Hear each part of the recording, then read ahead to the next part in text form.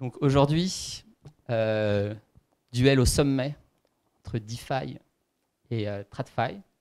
Donc pour la team DeFi, Léopold de Comet, et pour la team TradFi, donc Ferdinand de MemoBank. Je vais peut-être vous laisser. Oui, bonsoir à tous. Donc effectivement, Léopold, CFO chez Comet. Je vois qu'il y a déjà des t-shirts Comet dans l'assemblée, mais dans le doute, je vais quand même présenter la boîte. Comet, qu'est-ce que c'est? C'est un groupe qui a deux activités. On est nativement dans le jeu vidéo blockchain. Donc certains d'entre vous ont peut-être eu l'occasion de jouer à notre premier jeu sur Mainnet et peut-être à notre deuxième jeu qui est toujours live sur Polygon. Et qu'est-ce qu'on a fait récemment? On a fait un pivot. On s'est dit qu'est-ce qu'on peut faire pour mieux servir l'écosystème. On a sorti tout ce qu'on a fait sur notre jeu vidéo, on l'a standardisé et maintenant on le provide as a service via une plateforme qui s'appelle Alambic. Et en fait, Alambic, grosso modo, c'est quoi? C'est l'outil, le toolkit qui permet à n'importe quel projet Web2, pourquoi pas une banque, d'interagir avec la blockchain, avec les différents supports, NFT, ERC20, etc. Donc voilà, aujourd'hui on a deux produits phares qui sont live. On a un SDK Marketplace. En 3 clics, vous déployez votre Marketplace, vous pouvez vendre vos NFT. Et le deuxième projet phare d'Alambic, c'est un service de compte abstraction. Donc on en parlera beaucoup ce soir d'histoire de wallet, de seed phrase et de recovery. Et en fait, l'idée, c'est qu'il y a beaucoup de gens qui veulent les vertus du Web3 sans avoir les complexités. Et le compte abstraction est un des premiers sujets, une des premières briques qu'on propose à nos clients pour faire cette migration Web2 to Web3. Voilà. Ferdinand. Et bonjour, donc moi c'est Ferdinand, je suis le directeur financier de MemoBank. MemoBank, en fait, c'est une banque qui s'est été créée il y a à peu près 3 ans. C'est la première nouvelle banque depuis 50 ans. Donc pour ceux qui connaissent peut-être, mais c'est ceux qui ont monté Capitaine Train. Je ne sais pas s'il y en a d'entre vous qui connaissent Capitaine Train. Et ben, ils ont remonté derrière une autre aventure et ils sont partis sur MemoBank et donc on bosse ensemble depuis 3 ans, c'est cool. Et donc on va vendre toute la banque de A à Z. C'est pour les entreprises, plutôt pour les grosses entreprises. Donc j'ai pas vu de t-shirt MemoBank parmi vous, vraiment à commettre, donc j'explique. Et en gros, on s'est croisé avec Léopold à un petit déjeuner et on s'est dit que, enfin en tout cas on s'est bien marré. Et moi je connaissais pas tout à la crypto, enfin loin de là. Et lui pas tout à la finance, loin de là non plus, enfin la bancaire. Et du coup on s'est dit que ce serait cool d'échanger sur le sujet. Merci Ferdinand. Et aussi, il faut noter que MemoBank ne refuse pas systématiquement les sociétés crypto. Donc, on est ni l'un ni l'autre, c'est-à-dire qu'on n'est ni crypto adverse, ni crypto friendly. En tout cas, on est plutôt dans les règles. C'est-à-dire que si jamais ça respecte les règles de la lutte anti-blanchiment, surtout, on va y venir, on n'a pas trop de soucis. Voilà. Après, en tant que nouvel établissement, on a la CPR, donc c'est le régulateur bancaire. Il y a deux parties, j'explique juste 2 secondes, mais il y a une partie contrôle et il y a une partie fintech. La partie fintech, ils sont à fond sur les cryptos, ils trouvent ça génial. Et la partie contrôle, c'est ceux que j'ai à peu près tous les jours en face. Eux, ils n'aiment pas trop les cryptos, donc on essaie de faire aussi attention à eux parce qu'on est très très très surveillés. Alors on va faire un petit sondage dans la salle, parce qu'il y a 2 teams, hein, team DeFi, team TradFi. Alors, bon, l'issue du vote, c'est pas trop de doute, mais qui est team TradFi? N'ayez pas honte, hein. Moi, je travaille aussi dans une banque. Hein. Voilà. Et qui est team DeFi? Bon, donc on va voir si... Juste une question, et qui n'a pas de compte en banque? Ouais, c'est un peu comme Twitter, on s'en plaint, mais on s'en plaint sur Twitter. Hein. C'est parti. Alors, petit disclaimer avant de commencer. Donc voilà, on va faire des analogies, on prendra des raccourcis pour simplifier et expliquer. On va se focuser sur les chaînes EVM parce que c'est les chaînes sur lesquelles la DeFi happens. Et on va garder une présentation d'un point de vue corporate, donc d'un point de vue entreprise.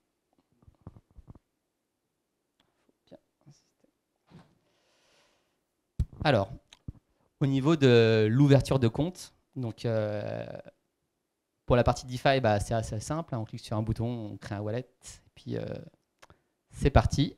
On peut dégêner. Et pour créer un compte en banque, c'est un petit peu plus compliqué. Peut-être, je te laisse Léo commenter sur ce point-là. Yes, tout à fait. Alors, il faut prendre bien en considération que ce soir, on parle vraiment sous le prisme corporate, genre une entreprise. Parce que c'est vrai que vous, si vous voulez ouvrir un compte, donc ouvrir votre identité sur le Web3 via un wallet, aujourd'hui, je pense qu'il n'y a plus de débat. On va sur MetaMask et on est assez à l'aise avec ouvrir un compte et se générer une adresse. Quand on est une boîte, c'est un peu différent, ça sous-tend différents sujets, parce qu'on le verra plus tard, il y a des soucis d'expliquer ce qu'on fait, etc., de traçabilité. Et donc tout ça, il faut le prendre en considération. Et ouvrir un compte dans la DeFi, quand on va générer son adresse en tant que boîte, la question c'est qu'est-ce que je fais? Est-ce que je prends un MetaMask à la volée comme on pourrait le faire nous pour OpenSea, pour une collection, ce genre de choses? Ou est-ce que je vais me prendre la tête à faire des trucs compliqués avec une ledger, avec un Nosy Safe en plus, et je vais avoir plusieurs multisigs, etc. Ça peut paraître... En fait, le biais, c'est de se dire que si on le faisait pour soi, en 3 clics, c'est réglé, no-brainer. Par contre, si on passe en mode entreprise avec toute la contrainte que ça apporte d'avoir des cryptos dans son bilan, là, la réflexion, finalement, c'est assez contre-intuitif, mais on devrait passer plus de temps. Ou alors, quand on est au stade de start-up, on prend son côté DGen, et le jour où on est un peu plus mature et qu'on embauche son premier CFO, on lui laisse récupérer les pots cassés et gérer cette partie-là. Voilà, c'est aussi une solution. Ferdinand, je te laisse savoir un peu. Ouais, d'un point de vue bancaire, en fait, c'est un historique. C'est pourquoi est-ce qu'on est arrivé là à poser autant de questions? C'est parce qu'il y a de plus en plus de réglementations. Donc, tu peux ouvrir pour les SASU, des petites entreprises vraiment unipersonnelles. Là, c'est assez facile d'ouvrir un compte, notamment sur des acteurs qui sont des établissements de paiement, donc des Shine, des Conto. Il y a vraiment une possibilité d'ouvrir relativement facilement. Il faut assez souvent un cabis de moins de 3 mois et la liste des bénéficiaires effectifs.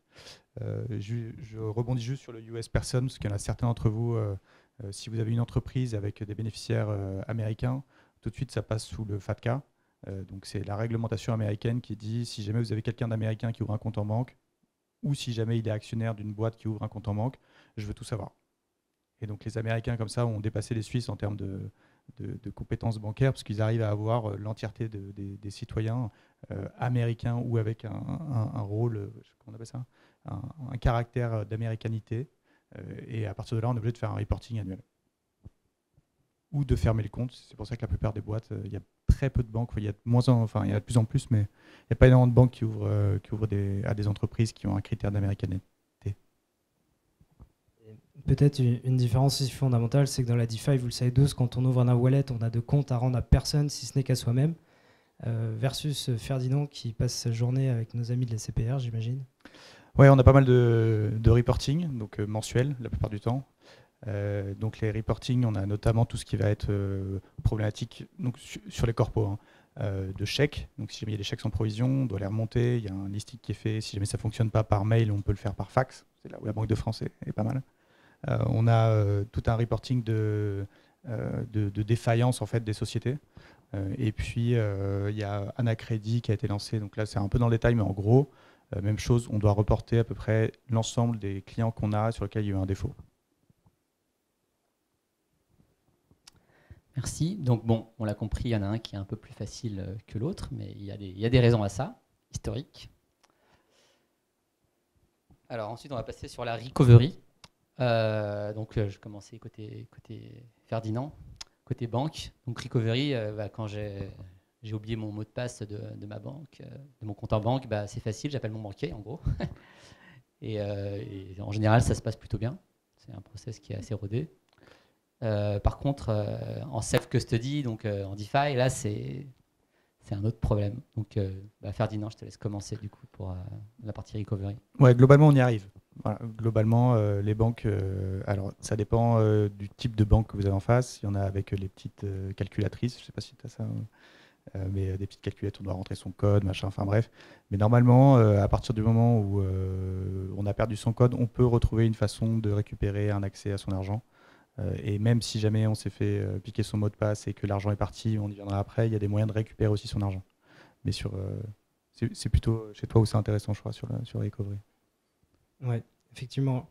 Un des sujets qui est lié à la slide précédente, c'est que même si vous ouvrez un MetaMask, qui est aujourd'hui la solution la plus trustée, la plus universelle, en fait, je crois qu'au bout de la 2e ou 3e étape, vous avez une liste de 12 mots Et c'est, voilà, tenez, c'est vos 12 mots et débrouillez-vous avec. Alors, quand on est un petit particulier, un étudiant qui teste un peu la DeFi, on va écrire ça sur un post-it ou dans un fichier, et puis on va le foutre dans son PC. Quand on est une boîte, c'est un peu différent, surtout quand on lève des millions et qu'on a des actifs à sécuriser. Et du coup, il y a à la fois la recovery sur il faut que je sois en mesure de pouvoir garder cette seed phrase de manière sécuritaire. Et il y a à la fois aussi la question d'avoir des wallets corrompus, parce que ça existe de plus en plus. Aujourd'hui, nous, on est une petite structure, on se connaît tous, mais si demain vous arrivez dans un stade où vous êtes un service financier, où vous ne connaissez même pas vos collaborateurs, et ils sont censés avoir de l'ownership sur des IOA, sur des safes, ce genre de choses, et qu'ils arrivent à les corrompre, comment vous faites pour assurer la recovery de vos wallets? Et donc aujourd'hui, c'est un vrai sujet que nous, on adresse différemment chez Comet pour les besoins de nos clients qui veulent, par exemple, avoir à s'embêter avec le relais de gas fee pour leurs clients finaux, etc. Et qui veulent qu'on gère leur cagnotte des terres pour payer le gas fee. Et ils nous imposent tout un cahier des charges en disant non mais les gars, est-ce que vous êtes est-ce que vous avez l'air insolite pour le faire? Et du coup, on va leur démontrer par A plus B qu'on a des mécanismes de recovery assez solides, même si jamais on voulait déployer des solutions pour le end user, etc. Et du coup, la recovery, c'est un sujet hyper important parce que les corporates, quand ils veulent aller sur le Web3, au début, le premier sujet, de toute façon, la porte d'entrée, c'est le wallet. Donc, une fois qu'ils ont fait leur choix sur le wallet, ils vont lire un peu plus de doc. La deuxième étape, c'est le SAV sur tous les scams, les rug pulls et tout ce qui s'est passé par le passé et qui arrive encore aujourd'hui dans la DeFi. Et du coup, les mecs sont assez flippés. Et le cas typique, c'est en fait, on ne veut pas gérer la complexité d'avoir l'ownership sur notre propre wallet en tant que corporate. Et du coup, c'est pour ça qu'il y a des boîtes qui deviennent limite PSAN as a service. Il y a des mecs qui ont flairé le truc, ils ont dit tiens, il y a le PSAN, ça a l'air cool, on va le passer. Et ensuite, on va faire du PSAN as a service pour les gens qui auront absolument besoin de services custody. Et du coup, le recovery est devenu un sujet assez phare sur en fait, je prends l'ownership sur mes assets, je ne peux pas appeler mon banquier. En fait, vous aurez personne à qui contacter si jamais votre wallet est corrompu ou si vous avez perdu votre seed phrase. Et pour l'anecdote, je crois qu'aujourd'hui, on estime à, je sais plus si c'est 3 ou 6 millions de bitcoins entre guillemets perdus sur la chaîne Bitcoin. Et Ethereum, je crois que c'est de l'ordre de 600 000 Ethers qui seraient a priori perdus sur des wallets qui ne peuvent plus bouger parce que de ce qu'on dit l'analytics, ils seraient corrompus ou les seed phrases seraient perdus à jamais. Donc à un Ether à $2000, je vous laisse savoir un peu la valeur qui est actuellement perdue sur le mainnet. Mais voilà, donc c'est quand même un sujet assez important sous le prix corpo et même pour vous, parce qu'aujourd'hui il y a des gens, ils n'arrivent pas à faire la part des choses et ils vont mettre all-in sur la DeFi parce qu'ils ont entendu parler de super yield à plus de 1400% et ils vont mettre toutes leurs économies et après ils vont pleurer. Voilà, donc la recovery, sujet sensible. Ouais, alors je dis juste sur la partie TradFi, il y a de plus en plus, vous avez vu de fraude. Je ne sais pas si il y a un super truc sur YouTube. Je ne sais pas si vous l'avez vu. J'ai remonté des voleurs ou des arnaqueurs par SMS. Je ne sais pas s'il y a un certain d'entre vous qui l'ont vu. Il est excellent. Bon, ça donne peu de. On tombe un peu des nues sur l'être humain, mais c'est des gens qui arrivent à arnaquer en fait vraiment des boîtes ou des persos. Et qui arrivent en fait à se glisser en disant donnez-moi votre mot de passe et donnez-moi votre SMS. Et à partir de là, c'est vrai que le banquier, si jamais vous avez donné tous vos codes, si vous avez tout donné, vous avez validé, tout est fait, vous avez validé et que mine de rien, c'est parti, c'est payé, il y a très très peu de chances que vous soyez remboursé, quoi. Et ouais, donc c'est vrai que le problème de l'acide, ça c'est un vrai problème à régler si on veut aller à l'adoption de plusieurs milliards de personnes. Mais il y a quand même des solutions qui existent aujourd'hui, comme Argent qui permet la social recovery et Ledger recovery. Qui en gros, j'ai un Ledger, je suis en self-custody, voilà, mais je peux quand même appeler Ledger si j'ai perdu ma seed. Et ils l'ont envoyé à 3 partenaires dans des juridictions différentes, chiffrées, chardées, etc. Donc, effectivement, si la justice demande à au moins 2 de ces juridictions de rendre les cryptos, etc. Mais voilà, il faut se dire que s'il y a une action en justice contre quelqu'un, il aura peut-être intérêt à bouger ses coins, ou le temps que ça se fasse, ça lui laissera la marge.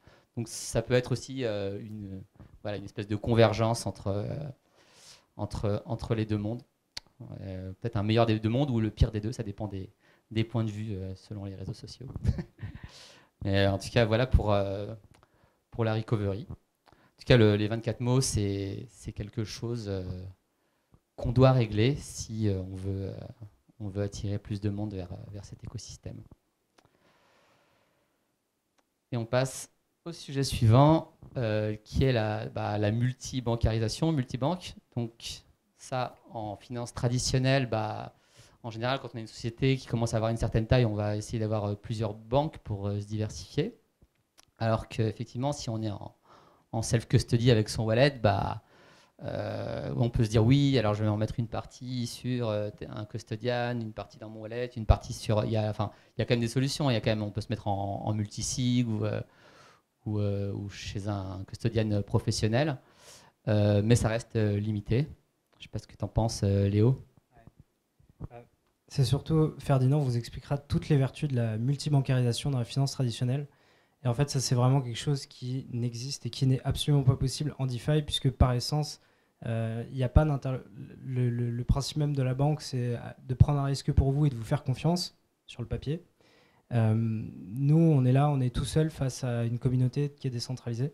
Et en fait, pour résoudre le problème d'asymétrie d'information, personne va prendre le rôle que prend une banque dans la finance traditionnelle.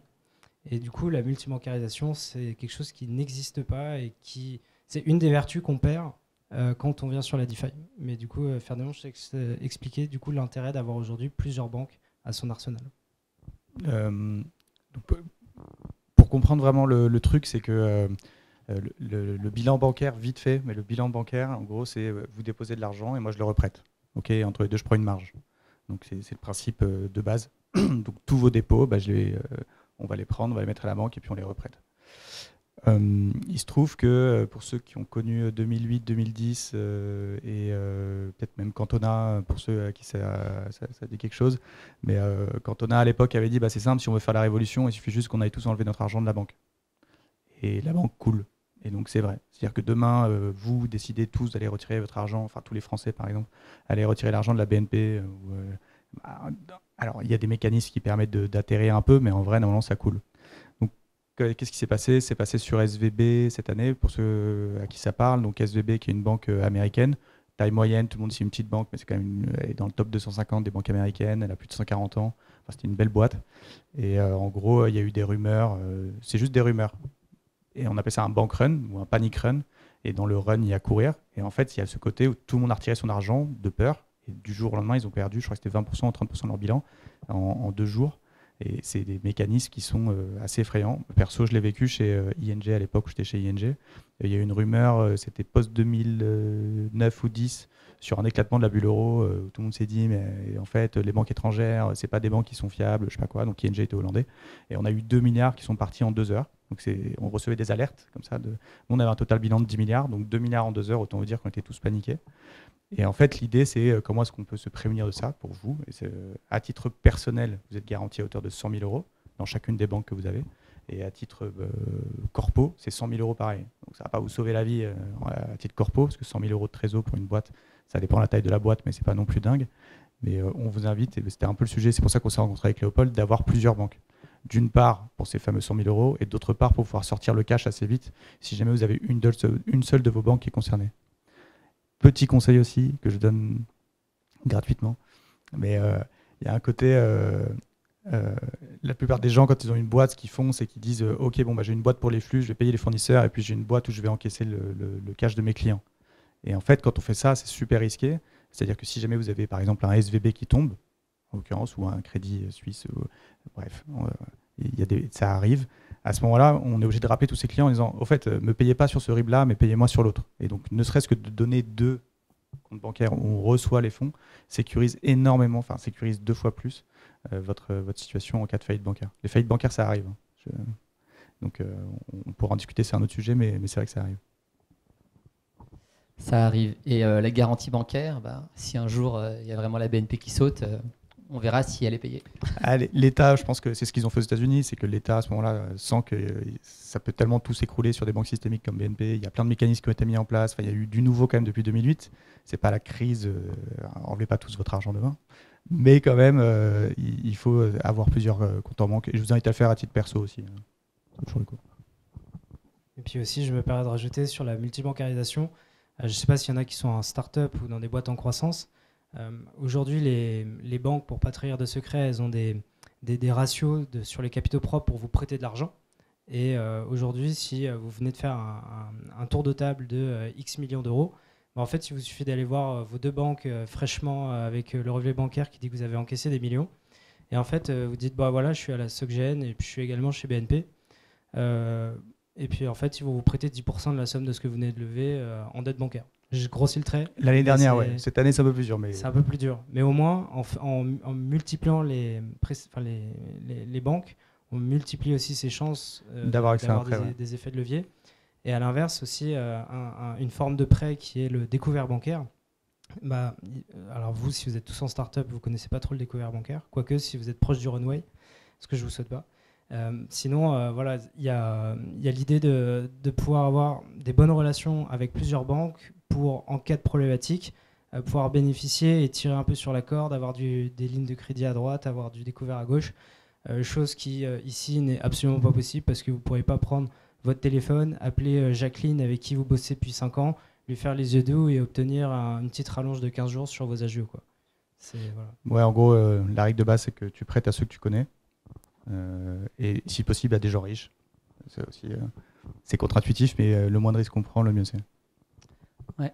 Et effectivement, il y a aussi des prêts en DeFi, donc des protocoles comme Atlantis ou comme Clearpool, Maple, etc. Mais le problème de la transparence, c'est que les autres voient aussi où vous avez contracté des prêts, et du coup, on ne peut pas se permettre de faire ce multi-demande comme on pourrait le faire avec des banques. Il y a cet essor-là. Moi, ce que je vois, c'est qu'il y a de plus en plus de prêts avec collatéral, on va parler un peu, mais collatéral Bitcoin ou collatéral. Alors, ça dépend USDT, ça dépend si c'est stable ou pas, mais en tout cas, il y a de plus en plus de startups, notamment dans le nord de l'Europe, qui sont créées avec, voilà, elles vous accordent un prêt de 100 ou 150 et elles veulent 300 en échange de stablecoin ou de Bitcoin. Ça peut paraître contre-intuitif comme garantie, parce que c'est 2 fois le montant, mais ça permet d'avoir de la fiat directement. Le taux d'intérêt est hyper élevé, mais il y a de la volatilité. Et si jamais il y a le cours s'effondre de la Bitcoin, ils coupent et ils récupèrent ce qu'ils ont mis. Et ça, c'est des boîtes qui font des prêts à 10-15%. C'est des beaux business models en tant que banquier. C'est pas ce qu'on fait, mais ça a un succès assez fou sur des gros tickets. Ouais.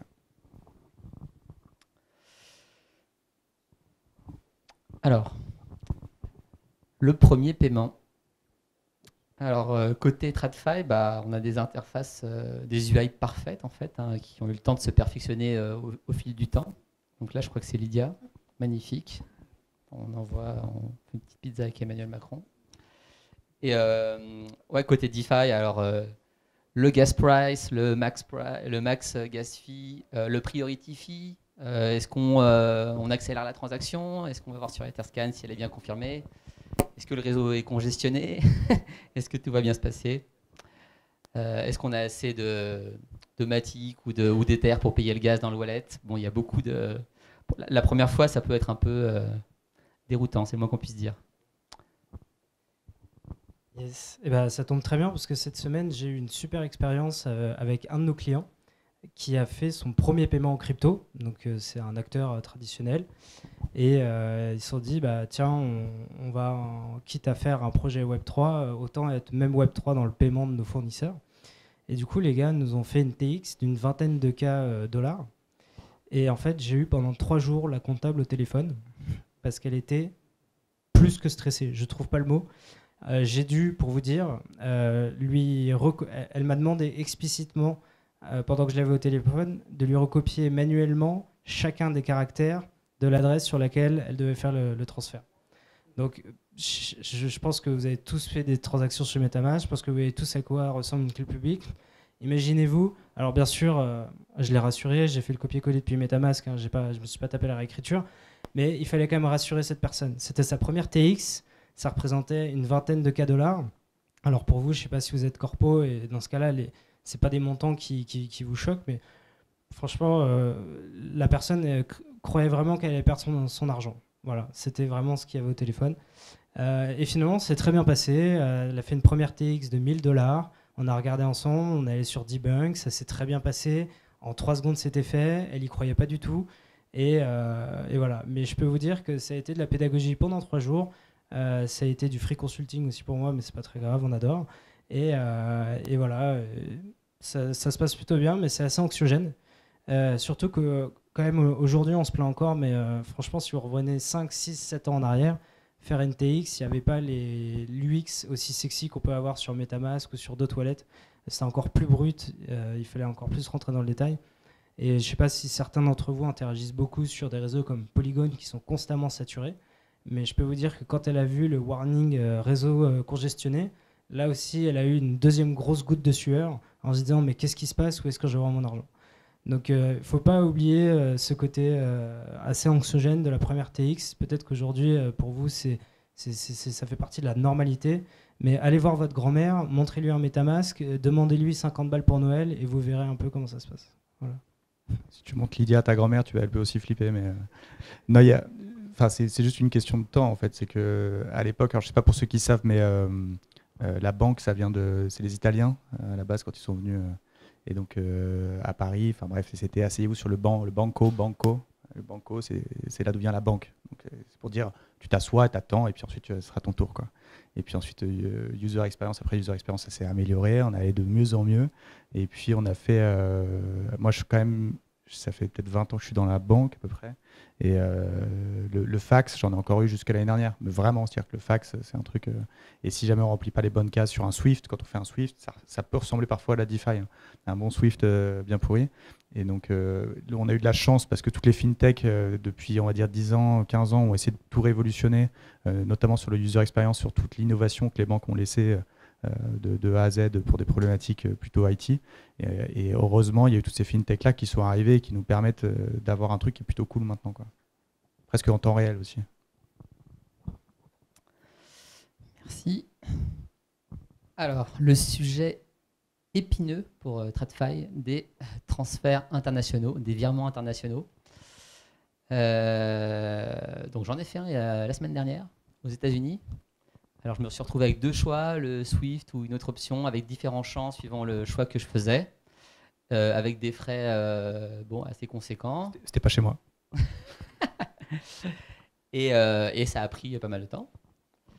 Et sinon, côté DeFi, j'en reçois toutes les semaines. Et bon, une fois passé le cap de la première transaction, on envoie un éclaireur en général plutôt de 1 que de 1000 $, hein, parce qu'on n'est pas si téméraire que ta comptable. Mais après, ça se passe bien. En 2 minutes, c'est réglé.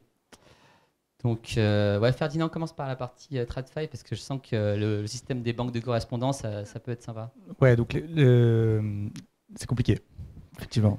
Les paiements internationaux, grosso modo, tout passe par SWIFT, à peu près. Hein. Donc, il y a la Russie qui a lancé un autre protocole, mais sinon, 99% passe par SWIFT. Et donc, SWIFT, il faut imaginer que c'est des petites routes de campagne, mais qui sont toutes reliées. Mais c'est des routes de campagne, quoi. On ne peut pas rouler super vite sur des petites routes de campagne. Et donc, en gros, ces protocoles-là fonctionnent, sont résilients. Il ne faut pas se tromper sur les codes, et sachant que ce qu'on envoie comme information peut être différent en fonction de chacun des pays où on l'envoie. Donc ça peut créer des problématiques de rejet, assez souvent. Ils ont sorti quand même des nouveautés. Donc là, pour pouvoir avoir accès à Swift, il faut avoir une ligne terrestre. C'est con, hein, mais il faut avoir son ordinateur qui est relié directement au réseau Swift. Et donc il y a Swift Alliance qui nous dit qu'ils seront dans le cloud à partir de... Et ils nous disent tous les 6 mois, ça arrive. Donc ça fait 3 ans. Qu'on l'attend. Mais normalement, ils ont promis, et c'est pour décembre 2023. Et donc ça devrait permettre d'améliorer, d'aller plus vite sur les transferts. Et surtout, il y a certaines boîtes qui commencent à le faire. Je ne sais pas encore comment elles le font, mais elles font le système un peu de chronopost qui disent ah ouais, vous avez envoyé un paiement international, il est là, il est bloqué là, ou il est à tel endroit. Mais au moins, on a l'info, ce que recherchent la plupart des personnes qui transfèrent du cash, surtout pour les gros montants. Et assez souvent, par Swift, c'est souvent des gros montants. Sur les frais, c'est variable vraiment d'une banque à l'autre. En moyenne, Swift ils prennent eux-mêmes une com, et après, il y a le taux de change. Écoute, si tu en as marre d'attendre les nouveautés Swift Cloud, je t'invite à aller sur la DeFi, parce que pour le coup, là, l'aspect... En fait, il n'y a plus de notion de frontière. Ah, je trouve ça trop bien. Finalement, c'est un réseau, point barre. Et l'idée, c'est que, déjà, pour donner un ordre de grandeur... je pense qu'un transfert international, tu en as pour 15 € minimum de frais. Minimum. Là où sur la DeFi, pour 4 centimes sur Polygon, et encore 4 centimes, je suis large, vous avez fait votre transfert, quoi. Donc là-dessus, en fait, le double avantage de la DeFi sur les transferts internationaux, c'est à la fois le taux de change et à la fois la rapidité d'exécution. Et même le troisième avantage, c'est les coûts. Taux de change, pourquoi? Parce qu'en fait, aujourd'hui, si vous allez voir une banque traditionnelle, déjà, elle va vous assassiner, désolé, sur le taux de change. Elle va pas vous faire de cadeaux. Il y a des moyens où vous pouvez essayer d'être proactif et d'utiliser un acteur comme Revolut ou TransferWise et de dire je suis proactif sur mon change, je gère moi-même le change. Et dans ce cas-là, vous pouvez diviser à peu près jusqu'à 100 selon la promesse commerciale de Revolut, juste le cours de change. Et sur la DeFi, on en revient en fait à faire une opération de swap. Vous allez regarder un stable en USDC, un stable en euros, un stable en livre sterling. Voilà, en fait, vous faites juste un swap sur Paraswap sur ce genre de plateforme. L'opération, elle est tout bénef. C'est quelques poussières de centimes et on en vient à une bonne économie. Et après, le transfert en lui-même, il s'exécute en quelques secondes. S'il y a congestion, ça arrivera toujours plus vite qu'un virement sur Swift. Je suis d'accord et pas d'accord. Donc il y a le côté... En fait, je trouve que la techno est géniale. Et le fait de pouvoir l'envoyer en quelques secondes, que ça soit quasiment instantané, vraiment, et sur des taux, effectivement, c'est la conversion après en fiat qui pose problème. C'est ça, pour moi, le hic, c'est que quand tu vas payer des salaires, pour le moment, en tout cas, tu vas devoir les sortir en vrai euro. Et là, tu peux avoir des taux de change qui sont importants. Ouais. Taux de change et fiscalité aussi. Et fiscalité. Et on a par exemple des acteurs qui vont se hyper spécialiser juste sur le on-off ramp pour faire des virements internationaux.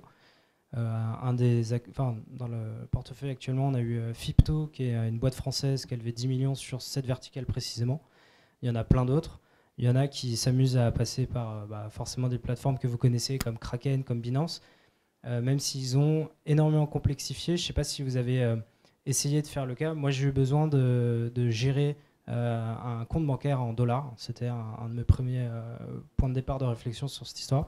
Et en fait, c'est quasiment impossible, voire impossible, de faire des opérations de change fiat to fiat sur des plateformes type Binance. C'est très compliqué. Parce que les mecs ne veulent pas être des agents de change, ils ne veulent pas se faire taper sur les doigts. Déjà qu'ils ont suffisamment de perquisitions en ce moment, je pense qu'ils se contenteraient de ça et de ne pas avoir la CPR. Mais voilà, l'idée, c'est sur la DeFi quand même, c'est assez sexy, mais il y a cette partie de une fois que je suis chez mon destinataire, comment est-ce que je sors, comment est-ce que je fais l'off-ramp. Donc il y a des boîtes qui permettent de le faire assez bien, mais c'est pas encore très, c'est encore exploratoire. Et surtout qu'effectivement, on se prend là. Si jamais vous êtes passé par des mécanismes assez compliqués, vous avez collatéralisé des assets sur lesquels vous aviez fait une plus-value auparavant, que vous les transférez, etc. Le fisc, à ce stade, il est assez rodé sur ce genre de choses. Et ça fait plus. Enfin, ils ont des compétences pour lire ce genre d'opération. Et ils sont capables d'arriver auprès de vous en vous disant là il y a une plus-value à imposer parce que vous êtes sorti, parce qu'en fait vous avez fait un virement à l'international, la contrepartie c'est une marchandise, donc en fait vous êtes sorti. Voilà. Donc attention. On l'a pas parlé d'ailleurs, mais sur Libra à l'époque, ce projet Facebook et la monnaie qui était vraiment indexé sur des taux et avec un potentiel de 4, je sais pas combien d'utilisateurs Facebook, je sais 3 ou 4 milliards, mais où tout d'un coup les banques se sont dit mais là on peut se faire dégommer du jour au lendemain. Là il y a eu un petit coup de pression de tout le monde. Ouais. Ça a bien peur. Ouais, je voulais juste moduler un petit peu ce qui a été dit en tant qu'arbitre.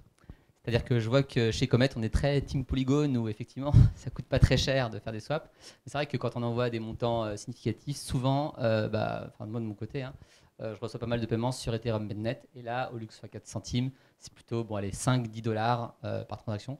Ce qui reste peu pour avoir un règlement livraison en 12 secondes. Acceptable, on va dire. Je suis moins cher. On est à 5 € et on a un taux de marge de 0,65% chez nous. Et 12 secondes?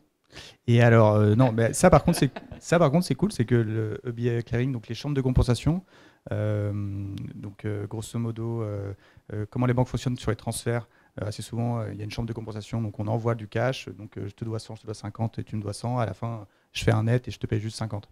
Et grosso modo, ces chambres de compensation-là, il y en a une qui s'appelle EBA Clearing et qui est assez active et qui a lancé que pour projet de faire du paiement instantané. Donc, dans toute la zone euro, tu as du paiement instantané en 10 secondes, c'est reçu en face.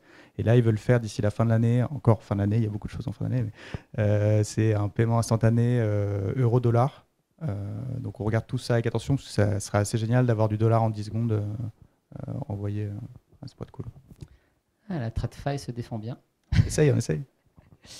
Et ouais, juste aussi pour moduler sur la partie off-ramp crypto, niveau stablecoin contre les paires euros, il y a des exchanges avec des noms de mythologie, d'animaux de la mythologie grecque qui permettent quand même d'avoir des très bons taux de change sur les paires USDC euros avec 0,1% de frais. Donc finalement, ça reste acceptable pourvu que la banque accepte le virement après. Mais en général, on n'a rien à se reprocher, n'est-ce pas? On pourra toujours prouver ce qu'on fait. Alors, on va passer à la thématique financement. Si j'arrive, ouais. Alors, l'investissement du trésor de la société. Donc, c'est une thématique très importante, aussi même pour Ethereum France. Donc, on reçoit les paiements des sponsors. Et jusqu'à ETHCC, on a une période de latence pendant laquelle on peut investir. Et du coup, côté DeFi, on a beaucoup d'options, mais c'est un champ de mine. Donc, il faut faire attention parce que ça pète de partout. Donc, c'est dangereux, mais il y a plein de trucs à faire. Et il faut faire beaucoup de recherches et beaucoup s'intéresser à ce domaine pour arriver à faire quelque chose d'efficace, mais c'est possible. Et côté TradFi, on va dire que c'est plus simple, en tout cas, de notre point de vue externe. Peut-être Ferdinand... Ouais, parce que c'était une des rares slides où on n'était pas d'accord, parce que pour moi, je trouvais qu'il y avait vraiment énormément d'offres sur la partie TradFi en termes d'investissement, que ce soit des portefeuilles titres, portefeuilles... voilà. Mais il y avait cette notion de risque derrière. C'est vrai que dans la TradFi, on peut... dans la DeFi, on peut faire staker, on peut faire avoir un rendement, on a l'impression de ne pas prendre de risque à condition qu'on récupère l'argent. Sur la partie finance traditionnelle, en fait, normalement vous êtes tous à peu près au courant, j'espère en tout cas que les taux ont remonté. Donc grosso modo l'année dernière, les taux c'était gratuit, ou l'argent c'était entre 0 et 1%, vous aviez un crédit immobilier à 1,50 ou 2% sur 25 ans. Quand maintenant, si vous faites une demande à l'heure actuelle, on est plutôt à 5,5-6. Donc la hausse des taux assez violente qui a été opérée permet de pouvoir proposer aussi des comptes à terme qui sont, en tout cas il y a beaucoup de banques qui le proposent à l'heure actuelle. Des comptes à terme, c'est 3 mois, 6 mois, 9 mois, votre argent travaille, il n'y a pas de risque entre guillemets, sauf si la banque fait faillite. Mais voilà. Et donc c'était juste pour dire qu'il y avait aussi ce côté maintenant où il y avait des taux, des rendements intéressants, ce qui a fait que d'ailleurs qu'il y a du cash qui est sorti de la crypto pour aller vers la trade finance parce que les taux et les rendements étaient intéressants. Si certaines paires se sont un peu asséchées et elles sont rendues un peu liquides, c'est parce qu'effectivement, dans le monde de Ferdinand, aujourd'hui, les taux sont parfois plus attractifs que sur la DeFi. Ça, c'est clair que vu que ça suit souvent les mécanismes d'inflation et de distribution monétaire, forcément, ça devient intéressant en ce moment. Dans la problématique de base, c'est que souvent, les boîtes crypto sont souvent des startups. Et les startups, souvent, ce qui se passe, c'est qu'en fait, elles ont un afflux de cash massif. Et ensuite, qu'est-ce qu'elles vont faire? Elles vont le cramer au fur et à mesure, soit en vue de la prochaine levée, soit en vue de la rentabilité. Et la question, c'est quand j'ai, 20 mois de runway, 24 mois de runway, en fait, qu'est-ce que je fais de tout cet argent? Dans quelle mesure je dois avoir de l'argent qui soit disponible, liquide, etc. Et quand on est une boîte Web3, selon la manière dont on est exposé à la blockchain, c'est pareil, en fait, on va avoir la même chose avec les cryptos. Par exemple, chez Comet, pour 2 € qu'on possède en compte en banque, on possède l'équivalent, la moitié en DeFi. Pourquoi? Parce qu'en fait, un des business models de Comet via sa plateforme Alambic, c'est de dire tu veux faire une marketplace, tu veux abstraire les wallets, tu veux faire ce que tu veux pour ton client final, mais en fait, tu n'avais pas envie de posséder les cryptos parce que les sujets qu'on a vus précédemment sur la recovery, etc. En fait, on va gérer ta cagnotte d'Ether et on va relayer le gas fee pour toi. Donc en fait, chaque fois que quelqu'un va faire une opération sur ton application décentralisée, c'est nous qui allons sponsoriser le gas fee. Et en fait, c'est Comet qui va le payer avec le safe qui détient les Ethers de l'application en question. Du coup, on a besoin d'avoir des cryptos. C'est un truc, il faut qu'on les ait, il faut qu'ils soient disponibles. Mais ensuite, il y a des effets de saisonnalité. Et forcément, comme on a levé des fonds, on a une grosse cagnotte. Donc qu'est-ce qu'on fait? On va sur la DeFi, on regarde ce qui se passe. On peut avoir un côté très DGen. et on peut avoir aussi un côté bon père de famille même dans la DeFi. On peut se contenter d'aller sur un AAVE ou sur un Curve, de prendre des pools qui sont bien dotés, qui sont assez safe sur le papier, et se dire je fais de la supply, je m'amuse pas à faire des trucs compliqués avec de la composabilité, et dire bon bah simplement moi mon enjeu c'est quoi? C'est que je puisse récupérer à tout moment mes cryptos pour les injecter dans les safes de mes clients pour relayer le gas fee, etc. Et là aussi il y a une notion de bah en fait, nous, il y a des interactions sur Ethereum Mainnet, il faut qu'on ait massivement de l'Ether pour relayer le gas fee.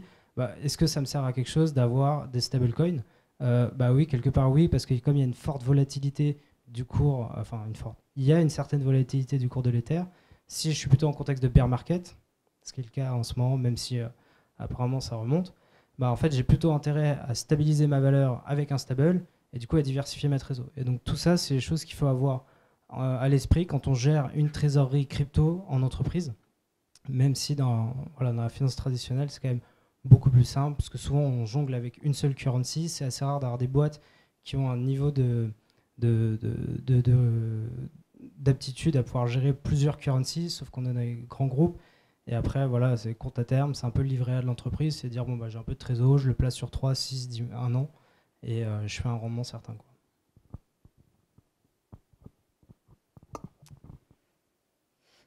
Deuxième partie du financement, c'est quand une société veut emprunter, donc soit pour investir, soit pour financer son fonctionnement.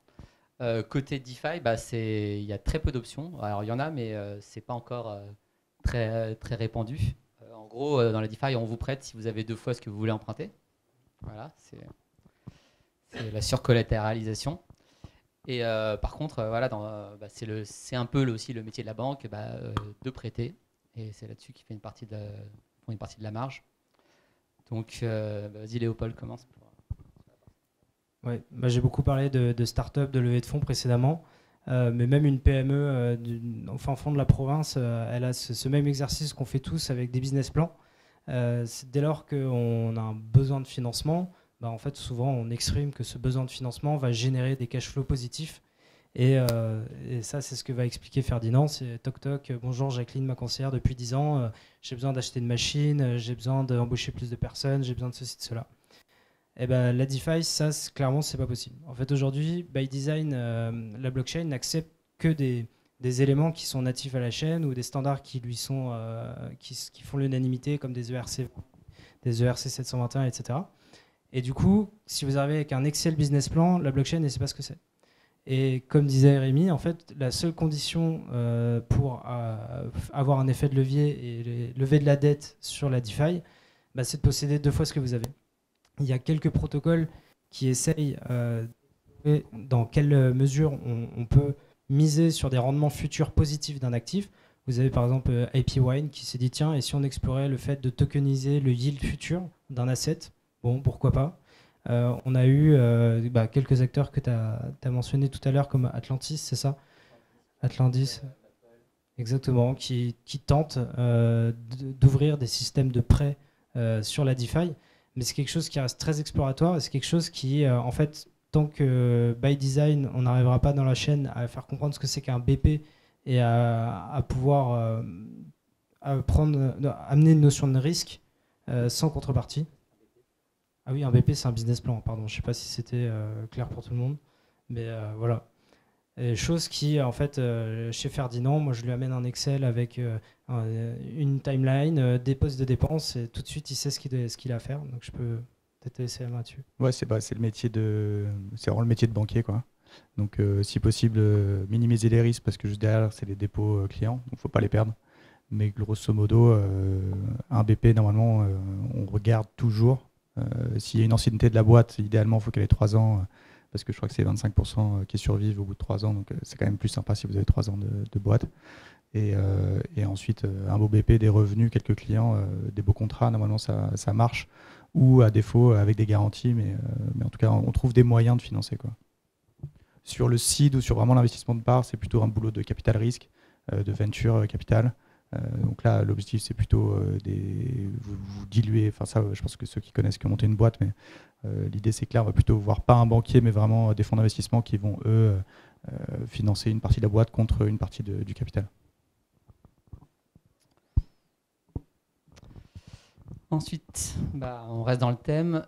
Du coup, si une start-up ou une société veut lever des fonds, ce qui se fait souvent dans les boîtes crypto avec les investisseurs qui sont natifs, crypto-natifs, c'est que envoyer à telle adresse pour la levée de fonds et hop, c'est bon, la levée de fonds, elle est terminée.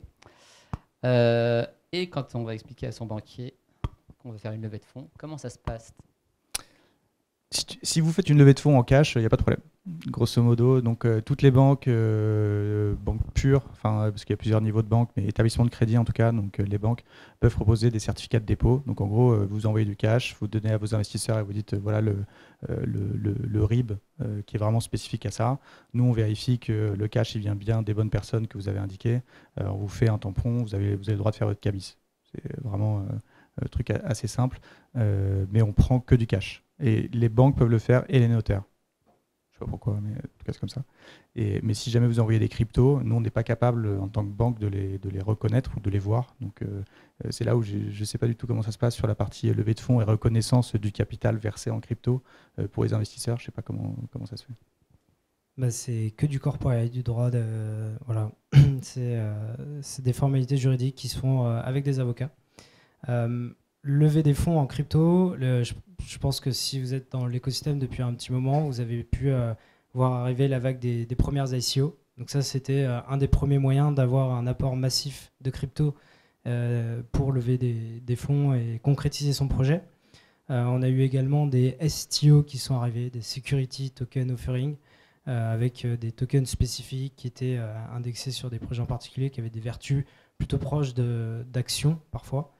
Et puis ensuite, la troisième forme de raise fund qui a eu lieu dans la DeFi, c'était finalement je vais faire un projet gaming, je vais faire un projet marketplace, je vais faire un projet de ceci. En fait, je fais une collection NFT initiale. Sur un malentendu, je fais 3 millions.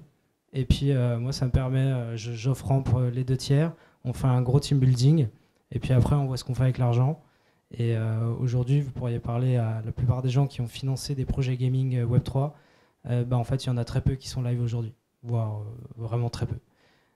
Donc ça a été les 3 premiers mécanismes qui sont arrivés. Et puis entre-temps, ce qui s'est passé, c'est qu'il y a des gens qui ont participé à ces ICO, il y a des gens qui ont tout simplement investi en crypto, qui ont fait des sacrés multiples. Et vous avez des crypto-millionnaires, des crypto-milliardaires qui ont plein de cryptos, qui ne savent pas quoi en faire, vraiment. Et du coup, les gars se disent, en fait, qu'est-ce que je fais de toutes ces cryptos? Et du coup, vous avez des gros angels du monde du Web3 qui vont arriver, qui vont pouvoir investir dans vos projets.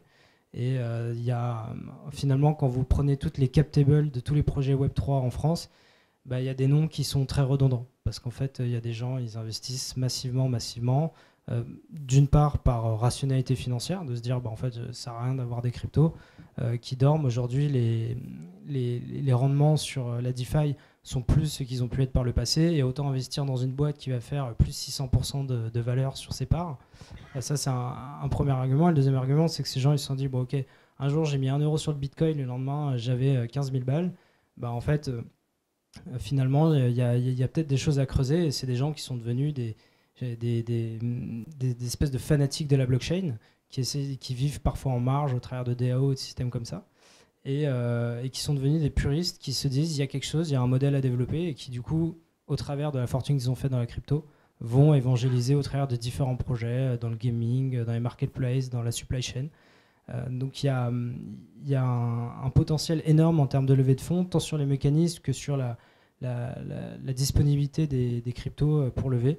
Et puis surtout, c'est comme disait Rémi en introduction, c'est vraiment très très simple de lever en crypto. Vous mettez autour de la table des investisseurs et des avocats. Et en fait, sur un bout de papier, on va dire que monsieur machin a envoyé telle quantité de crypto à telle adresse de wallet. Et en contrepartie, on lui a donné des parts sociales, tout simplement. Et on n'a pas besoin de passer par tous les mécanismes bancaires, de compte de dépôt, etc. Voilà. C'est cool. C'est ça, quand on make it, faut redonner à la communauté, distribuer un petit peu. C'est toujours sympa. Et puis, alors, Côté opération financière, alors quand on est trésorier, donc comme nous trois, au niveau de l'automatisation des tâches, côté DeFi, en gros, il y a un peu tout qui est à construire, ou alors il y a des outils qui sont très récents et immatures. Mais il y en a quand même, il y en a quelques-uns qui ont le mérite d'exister et de proposer quelque chose. Par contre, côté TradFi, je crois comprendre que c'est beaucoup plus robuste et éprouvé. Ouais, il y a eu vraiment une vraie avancée dans les 3-4 dernières années, on va dire, ou peut-être, allez, on va dire 10. Mais les fintechs ont énormément apporté, donc la DSP2 a permis d'aller se connecter sur toutes les banques. Ça a permis de pouvoir faire plein d'opérations. Donc il y a eu énormément de nouveaux acteurs qui sont arrivés. Il y a quand même une phase d'apéisation aussi dans le milieu bancaire qui est en train de devenir mieux que ce que c'était avant. Il y a du boulot encore, mais il y a vraiment des belles API. Il y a des acteurs comme nous, il y a Swan, il y a quand même pas mal de boîtes qui ont créé, pour les corpos en tout cas, qui ont créé vraiment des trucs qui permettent de fluidifier tous les flux, de pouvoir tout automatiser. Avant, là, vous avez besoin de 3-4 personnes en finance. Honnêtement, avec une personne, vous pouvez tout faire. La compta se fait automatiquement, les justifs se rattachent. Enfin, il y a vraiment, en termes d'évolution, il y a une grosse évolution. Et notamment, on va dire là, par contre, sur les 2-3 dernières années, sur les PME, sur les grosses PME, il y a vraiment quelque chose qui se met en place. Et c'est cool parce que ça manquait énormément et c'était un peu le désert avant. Notamment la gestion des notes de frais papier avec signature du dirigeant. Je ne sais pas si vous avez connu ça, moi je l'ai connu. Où maintenant tout est automatisé, on prend une photo, c'est vraiment rentré dans les mœurs, c'est assez cool. Ouais, effectivement, moi à tel point qu'aujourd'hui sur ma propre organisation financière, en fait, à ce stade, j'ai recruté que des devs pour automatiser les flows. J'ai même pas besoin en fait d'avoir d'assistant comptable. J'ai un data engineer qui me constitue un cube qui fait converger toute la donnée dans un pipe automatisé. Et j'ai un data analyst qui me fait parler toutes les API ouvertes de mes différents outils. Et après, forcément, moi j'interviens sur les règles métiers, sur comment ça se passe, etc., donne des directives. Mais c'est clair que là-dessus, même aujourd'hui, sans parler de data engineering et data visualisation, vous prenez un penny lane, vous prenez un Zapier, vous prenez un payfeed, vous faites du glisser-déposer et en 3 clics, vous avez un reporting magnifique. C'est vraiment assez délirant. Franchement, je ne sais pas si certains d'entre vous sont dans l'audit, sont dans la comptabilité, sont dans le contrôle de gestion FP&A. Mais ça, c'est un gros changement qui a eu lieu ces 3 dernières années qui est vraiment ultra confortable. Dans la DeFi, l'automatisation des tâches, on est encore... En fait, disons que c'est possible. On peut faire des choses très très élégantes. On peut faire des choses vraiment très sexy. La seule problématique, c'est ça. C'est qu'il faut maîtriser Solidity. Tout est à base de smart contract. Alors, c'est pas un langage qui est méga complexe. Franchement, pour ceux qui auraient peut-être déjà essayé de bidouiller un peu de Python à côté, en fait, je trouve que Solidity, pour avoir pas forcément codé en Solidity, mais au moins lu les contrats, essayer de comprendre les contrats, on est sur quelque chose qui est vraiment très accessible. Un peu comme Python qui s'est vachement démocratisé. Et aujourd'hui, vous avez des mecs qui sortent de droit et ils arrivent à coder en Python parce que c'est vachement démocratisé. Et la barrière DeFi, aujourd'hui, comme disait Rémi, on a des outils qui essayent d'émerger, qui essayent de packager des solutions de flow automatisées, mais ce n'est pas du tout au niveau. Un exemple assez frappant, c'est dès que vous avez par exemple des multisig. Multisig, c'est la bête noire de tous les outils FinOps de la DeFi, c'est très mal géré. Et du coup, on en est encore assez loin. Là où dans une boîte Web3, généralement, vous avez des développeurs sous la main, vous pouvez en prendre un, lui dire bon allez vas-y, tu vas bosser pour moi, tu vas faire quelques tâches d'automatisation, tu vas m'apprendre à faire, par exemple nous, on avait une première problématique chez Comet sur la partie jeux vidéo, c'est on fait un tournoi, on a 50 personnes à rewarder, à qui on va verser une récompense parce qu'ils ont gagné le tournoi. La question c'est comment vous faites, vous n'allez pas vous palucher les 50 TX une à une. Et du coup, là, vous allez voir un mec qui va vous expliquer déjà les premières étapes sur des basiques comme ça, comment on peut faire, et après, comment on peut l'automatiser. Parce que ça, c'est pas évident. Ça paraît bête comme tâche, mais ça demande un peu de mettre les mains, de packager ça avec le produit que vous avez, avec votre back-end. Donc, on peut faire des choses vraiment sexy, mais en fait, c'est l'état de la TradFi il y a plusieurs années. Ça demande du développement. C'est pas encore accessible à tout le monde. On avait pour ambition, alors on l'a un peu mis de côté, on le fera dans 6-7 ans je pense, mais de laisser la banque en code. C'est-à-dire que c'est Jean Daniel qui est le CEO, En gros, elle dit bon, ok, donc nous on a construit notre core banking system vraiment entièrement, donc on a tout fait, on a tout refait de A à Z parce que on est une grosse boîte de geeks quand même, donc c'est vraiment que des gens qui veulent tout maîtriser, tout comprendre et tout. Donc on a eu 3 ans, on a monté la banque sans aucun client. Ça nous a permis de passer du temps sur le code. Et il y a cette thèse-là, on se disait, bah, en fait, on pourrait juste laisser le code, on sécurise juste les fonds, mais on laisse le code et en fait, n'importe quel utilisateur pourrait faire tout ce qu'il veut sur son interface. Il pourrait tout coder, il pourrait tout automatiser. Enfin, ça peut aller très très loin sur les possibilités, avec une sécurité, une couche de sécurité importante. Mais donc pour le moment, on l'a mis de côté en se disant, on attend encore la rentabilité et tout. Il y a pas mal de trucs à toucher à faire avant, mais c'est un truc qu'on aimerait bien faire. Ouais. Donc, petit retard pour la DeFi sur ce point-là. Et on va continuer avec le reporting.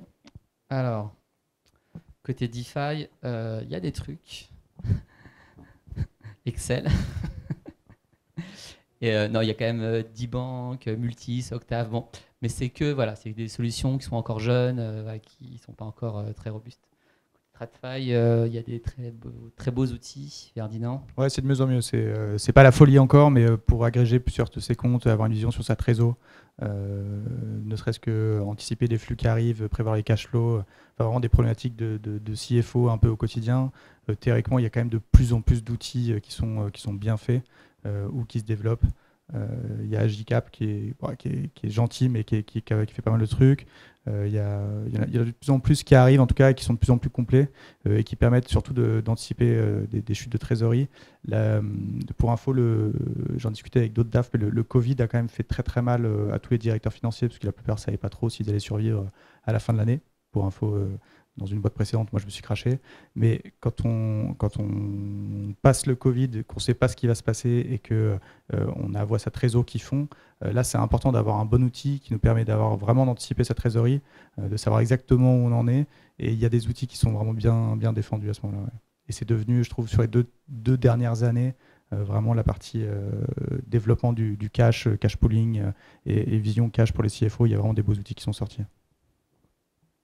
Une fois de plus, en DeFi, là-dessus, on a quand même pas mal de retard.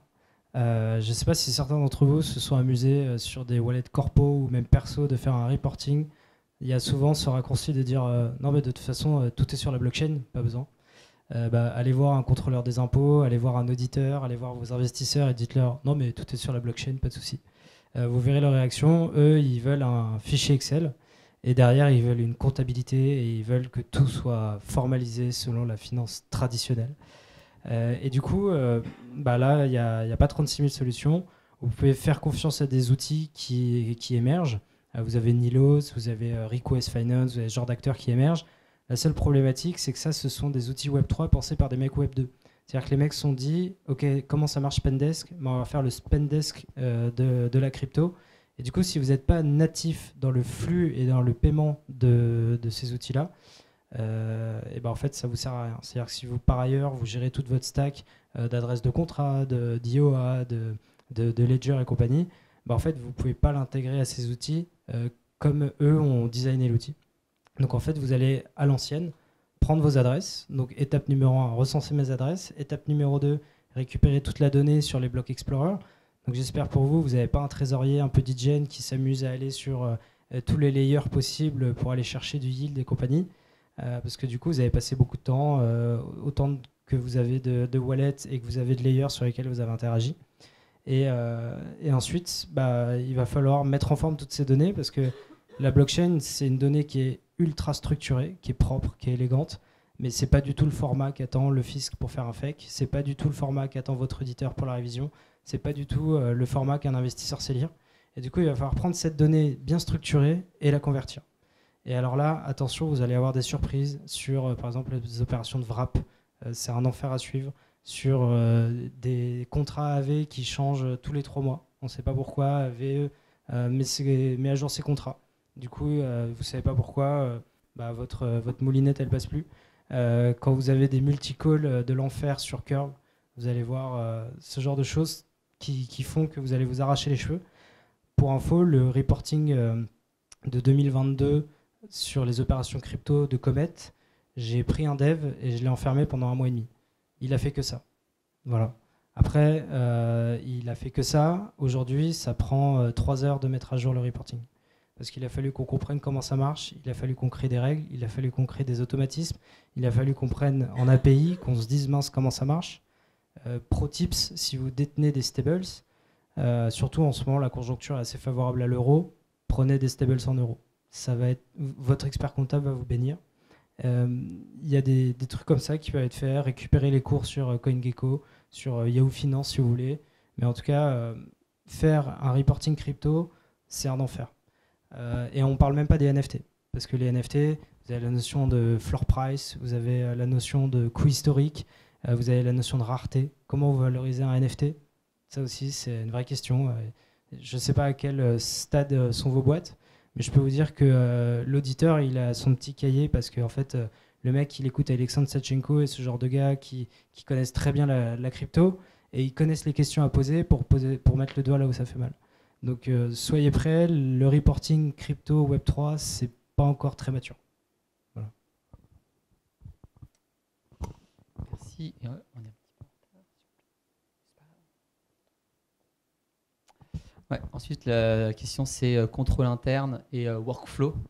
Côté crypto, on a, au niveau workflow, on a surtout les multisigs en fait, et les MPC, ça reste un peu un multisig.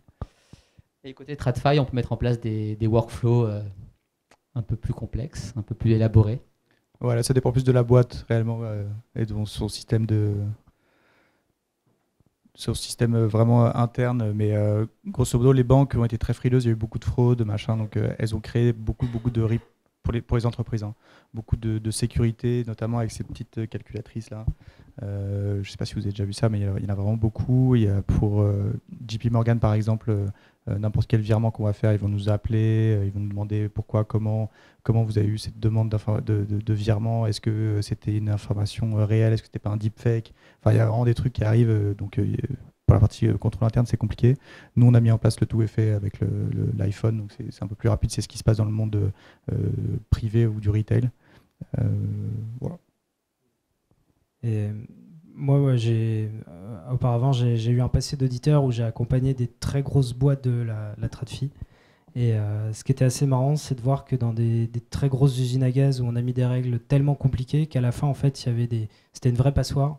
Et vous aviez cette comptable qui, après 40 ans de bons et loyaux services de cette boîte cotée, s'en va, passe le flambeau au jeune stagiaire qui a obtenu son CDI et qui se rend compte qu'il n'arrive pas du tout à faire comme elle selon ses process. Et en fait, c'est normal parce que sur tous les flux de moins de 30 € qui ne demandaient aucun process de validation, ça partait sur le RIB de son petit-neveu pendant une trentaine d'années. Donc je vous laisse imaginer des petits virements de moins de 30 € sur des boîtes qui font 8 milliards de chiffre d'affaires, qui font des milliards de volumes de transactions.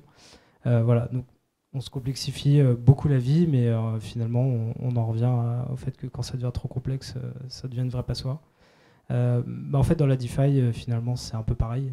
Je veux dire, c'est juste le support qui change, parce on va s'inspirer de ce qui existe dans la finance traditionnelle. On peut avoir différents owners sur un safe. Une des manières assez élégantes, on va dire, de faire des transactions, de gérer les transactions en entreprise, c'est de déployer des safes et de dire, voilà, dans la boîte, qui sont les personnes clés à même de juger si l'argent doit sortir ou pas. C'est la notion de conservation du patrimoine. Et on va se dire, ok, on va prendre le CEO, le CFO et le CTO, et ils vont être les 3 owners sur un safe. Et ça va être sur tel type de virement, tel type de sortie, tel type de transaction, tel type d'opération DeFi.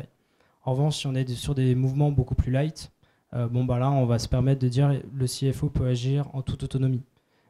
Et tout ça, en fait, on en revient aussi aux problématiques de solidity, de savoir coder, de pouvoir mettre ses règles en place et de pouvoir paramétrer des fonctions de guardian aussi, de signer sur des safes. Et finalement, les mécanismes sont les mêmes, c'est juste qu'ils sont plus élégants, c'est juste qu'ils sont tech, ils sont 100% tech. Et après, forcément, la ledger, généralement, je pense que toutes les entreprises ont cette reco d'utiliser des ledgers, qui finalement, je ne sais pas si certains ont déjà utilisé Ledger. Ledger n'est plus ni moins qu'une calculatrice. C'est un truc qui vous permet de commander un wallet, mais ce n'est pas le wallet en lui-même. C'est la même chose que ce qui se fait dans la finance traditionnelle. En mieux valorisé. En mieux valorisé. Mais voilà, finalement, c'est juste une question de support, mais les règles sont assez les mêmes. Et puis après, une fois de plus, il y a toujours cette barrière technologique. Après, il y a aussi la question de comment j'orchestre mon contrôle interne dans une entreprise Web3.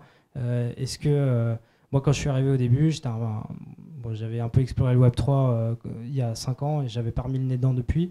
Ma seule expérience, c'était de faire une TX, d'avoir participé à une ICO et d'avoir tout perdu. Voilà, ça c'était mon expérience avant d'arriver chez Comet. Et je suis arrivé et le CTO avait mis 1 milliard de fois plus de connaissances que moi sur le Web3, ce qui est normal, ce qui est rassurant aussi.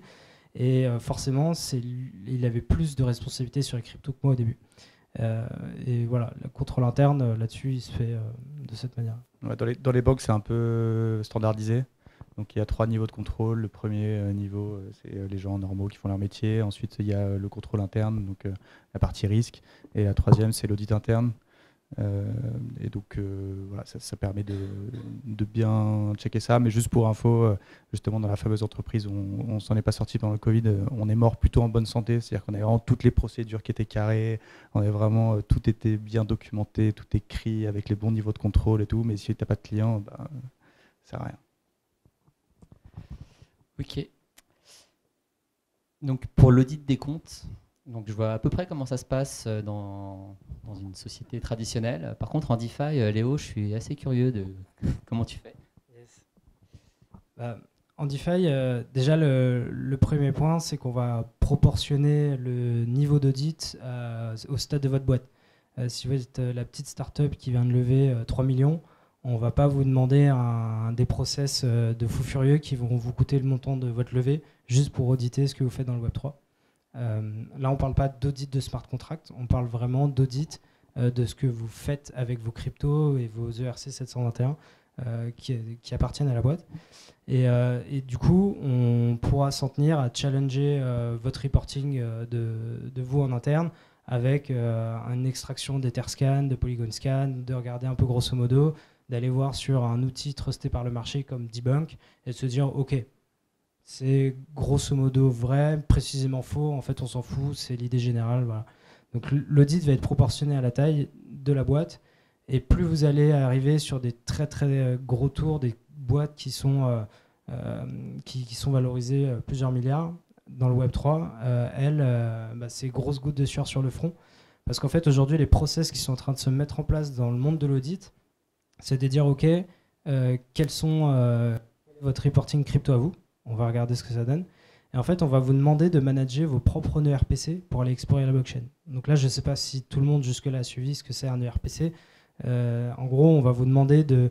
Je ne sais pas si vous voyez comment ça marche dans le système blockchain, mais vous allez devoir prendre possession d'un des serveurs qui a la vérité sur la blockchain et de lui demander... Donc déjà, c'est une barrière technique.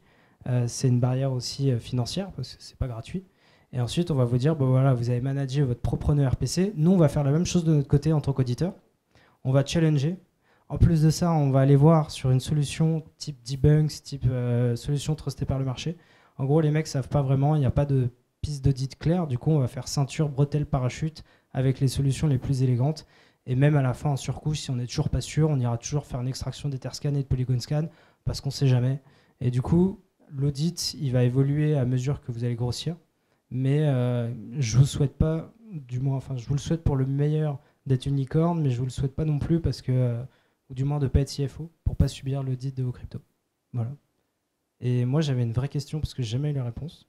En quoi je peux truster une banque quand elle m'envoie en tant qu'auditeur un relevé, une circularisation bancaire? En vrai, je sais pas, mais ça marche donc.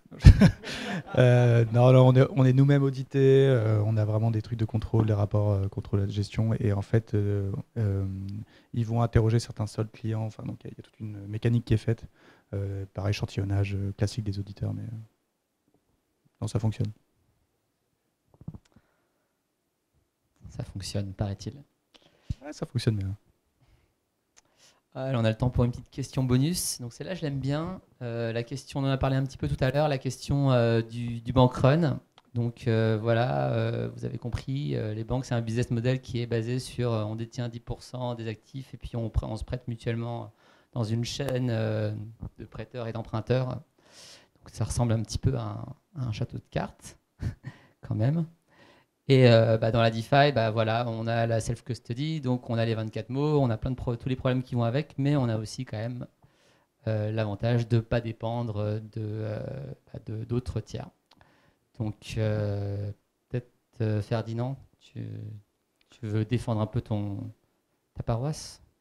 Ouais, non, mais pour le moment, pour payer les salaires, c'est toujours avec de la fiat. C'est ça qui est compliqué. Mais moi, je suis assez pro crypto. Je trouve que, enfin, sur la technologie qui est employée et sur vraiment le futur de la finance, je pense que c'est dedans. Parce que justement, il y a cette notion. En fait, ce qui est un peu bizarre, c'est que sur la lutte anti-blanchiment, par exemple, la crypto pourrait être, la blockchain pourrait être vraiment un super outil. Et pourtant, ça reste quelque chose qui est vu comme le diable par les banques ou par le régulateur. Donc, il y a vraiment des choses à faire. Ça va dans le bon sens, ça va prendre du temps, c'est sûr. Sur la banque, ouais, sur le côté bank run, c'est un château de cartes, je sais pas, mais en tout cas, c'est un business de confiance, ça c'est sûr. Et donc, c'est ce qui fait qu'une banque fonctionne, qui devient de plus en plus grosse et qui, en tout cas, pendant les 12 dernières années, c'est pas vrai, mais les 500 avant, c'était un business où tu faisais rien, il y avait de l'argent qui rentrait tout seul. Je résume, mais la rentabilité était plus facile à atteindre avant. Et donc, non, sur la crypto, voilà, moi, ce qui me fait peur, c'est de me faire piquer. Enfin, me faire vraiment perdre tout ce que tu as, quoi. FTX m'a pas rassuré, je t'avoue sur le coup. Alors c'est peut-être lié enfin, ce que tu disais juste avant qui est hyper intéressant, mais pour FTX, je pense qu'auditer les comptes, ça a dû être un cauchemar, ça a été assez compliqué. Donc c'est plus ça qui me fait peur, mais je pense que c'est juste une histoire de temps, quoi. Cryptobank, c'est vrai. Ouais. T'étais pas en possession en possession directe. Ouais. En fait, le truc, c'est que dans la DeFi, tu peux pas perdre ce que tu as au sens où il y a tellement de personnes qui ont en même temps la réalité de ce qui se passe dans la blockchain. En fait, le livre de compte de la blockchain, à un instant T, on est des millions à l'avoir. Et du coup, il y a un consensus sur le fait que tu possèdes tant d'assets, etc. Donc ça, c'est le côté secure by design. C'est qu'en fait, tu auras toujours ce que tu as dans ton wallet. Ce sera jamais perdu, sauf à ce que tu te sois fait corrompre ton compte. Par contre, le pendant, c'est que la crypto est ultra volatile. Donc tu peux posséder, je pense qu'à ce stade, vous avez tous des shitcoins dans votre wallet en quantité faramineuse, et pourtant ça vaut $0. Et en fait, le pendant de ça, c'est de dire que, ok, quoi qu'il arrive, j'aurai toujours mes cryptos dans mon wallet, si je fais attention, etc. Par contre, ça peut valoir 1, ça peut valoir 2000, ça peut valoir 1 million, ça peut valoir 0. Et c'est la volatilité en fait qui est le pendant négatif de ce modèle-là, sachant qu'en fait de base il n'a de volatilité que parce qu'on a des euros ou des dollars qui rentrent en face. Et après on s'est amusé à créer au sein des blockchains des mécanismes de composabilité, différents ERC20, etc. Donc même à l'intérieur on a réussi à rajouter de la complexité. Mais je veux dire, de base, c'est des euros qui sont arrivés en contrepartie de Bitcoin, c'est des euros qui sont arrivés en contrepartie d'Ether. Et il y a eu des mécanismes de volatilité qui sont arrivés, qui sont très vite mis en place, assez forts. Mais quoi qu'il arrive, tu auras toujours tes Ethers, tu auras toujours tes Bitcoins. La question, c'est qu'est-ce qu'ils vaudront demain? On ne sait pas. Et où est-ce que tu peux les utiliser? Ouais. C'est aussi. On verra. Donc on arrive au temps du délai imparti pour... dernière slide? Ouais, dernière slide. Alors on a le temps. Si ma femme accouche, c'est ta faute. La thématique ESG.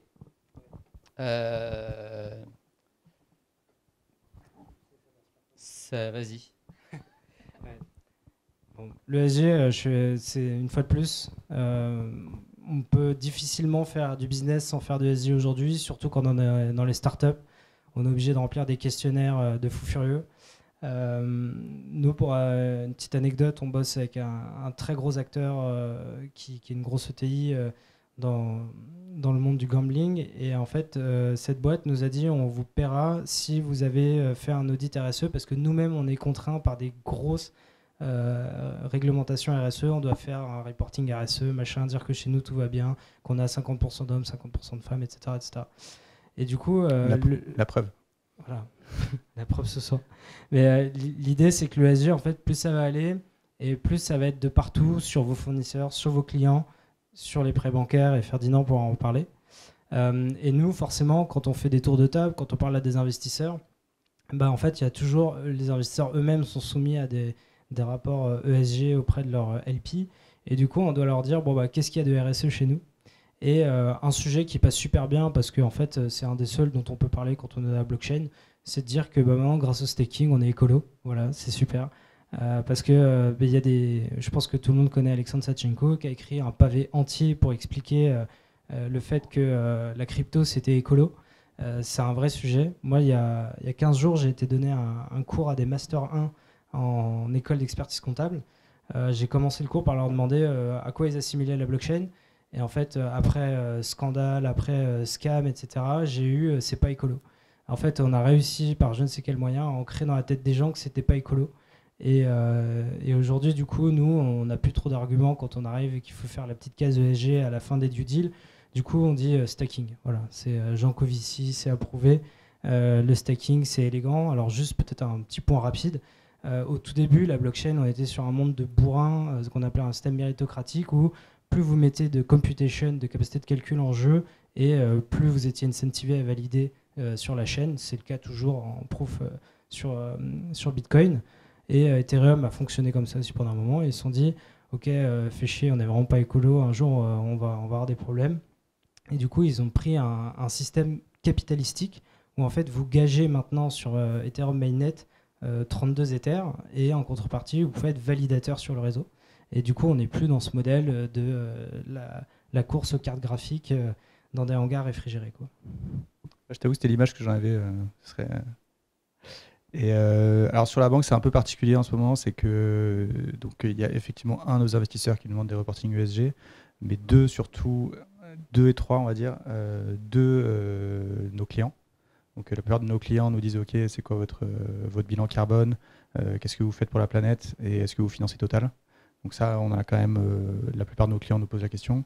Et trois, donc on a refusé Total, mais grosso modo, on a nos employés qui, eux, ne veulent pas rester si jamais on n'est pas en adéquation avec leurs valeurs. Donc grosso modo, on s'est posé la question, on a une super boîte qui est arrivée qui fait des mines de carrières. Les carrières, elle va creuser. Et donc au début, toute la boîte s'est posé la question, on lui a financé, on lui a demandé un bilan carbone. On a vu que voilà, on pouvait aller vers du mieux.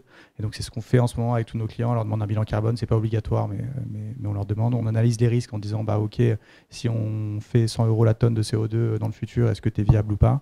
Et pour info, la Banque de France lance à partir de 2024, je pense que ce sera fin 2024, une note verte, green, alors je sais pas comment ils vont l'appeler encore. Et grosso modo, vous allez avoir une note. Donc si vous êtes, c'est des standards qui sont appliqués très bêtement, c'est-à-dire que vous fabriquez des chaises, que vous les fabriquez en Chine et que vous les réimportiez avec des trucs dégueulasses et plein de polluants, ou que vous les fassiez dans le Jura, à l'heure actuelle, vous allez avoir la même notation. Donc ce qui compte derrière, c'est de pouvoir faire un bilan carbone qui, lui, va dire ouais, regardez, en fait, moi, je suis mieux. Voilà. Donc nous, on a commencé à le faire pour nos clients parce qu'ils nous l'ont demandé. Donc à chaque fois qu'on dépense par carte bleue, on leur dit voilà, en moyenne, donc c'est des moyennes, donc quand tu vas au resto, tu ne sais pas si jamais tu as mangé du bœuf ou si tu as mangé du poisson, mais en moyenne, voilà ce que vous avez consommé en tonnes de CO2. Et en fait, cette comptabilité-là, elle est en train d'arriver partout, mais vraiment partout, c'est-à-dire que toutes les boîtes, on leur demande, ensuite on va suivre cette comptabilité, elle se retrouve de plus en plus à la finance, les CFO s'en occupent de plus en plus, et c'est ce qui est un peu le futur, et je pense qu'il n'y a que comme ça qu'on arrivera à changer, ou en tout cas à faire que ça aille mieux. Donc c'est vrai que côté Proof of Work, il y a débat. Il y a des gens qui écrivent des bouquins dessus et donc il y a débat parce que quand même quand on éteint des centrales à charbon en Chine, il y a quand même du hash rate de Bitcoin qui baisse, donc on se dit bon c'est bien mais peut-être qu'il y a aussi des trucs moyens. Donc globalement c'est pas un truc noir ou blanc, voilà, il y a plein de nuances et ça nécessite de lire des bouquins entiers pour bien comprendre le sujet. Mais c'est vrai que du coup le Proof of Stake là-dessus nous a écarté cette thématique et du coup côté EVM en tout cas on a plus ce genre de discussion. Et bien écoutez, merci à tous d'être venus assister à ce meet-up.